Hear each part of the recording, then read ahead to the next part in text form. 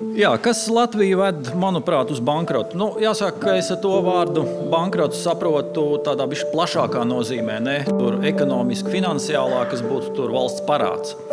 Un es šeit redzu trīs lielās lietas, kas ir trīs lielie pilāri, uz ko turās Latvija. Ja mēs ņemam likumdevēju varu, manā skatījumā ar šo līmeni ir ļoti, ļoti slikti.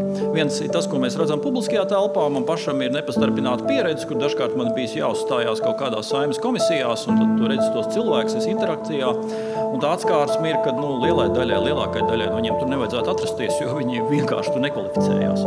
Tas nav tikai mans viedoklis, un tas nav viens Saeimas nelaime, kaut kāds sagadīšanās, izskatās, ka tur paliek viens sliktāk, kas nozīmē, ka principā nestrādā kaut kāds fundamentāls mehānisms. Tas ir bijis pakāpenisks process, man šķiet šobrīd tur ir sapūvis viss, kas var sapūt. Rail Baltics šeit ir simbols. Jā. Tas, ko es redzu, mums Rail Baltics ir visapkārt, visās jomās, lai kur tu neskatītos, tur kaut kur ir kaut kāds Rail Baltics. Jā.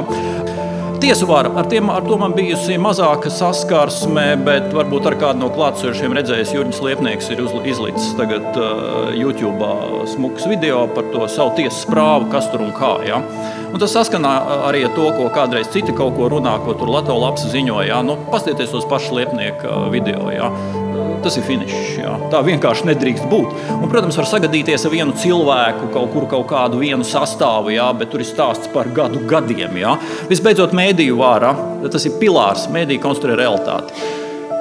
Mums ir ļoti bēdīgi ar mēdīju varu. Tā realitāte, ko Latvijas mēdīju vara ir uzkonstruējusi, mūs tur ļoti dīvainā pasaulē. Un tas, protams, ietekmē mūsu domāšanu.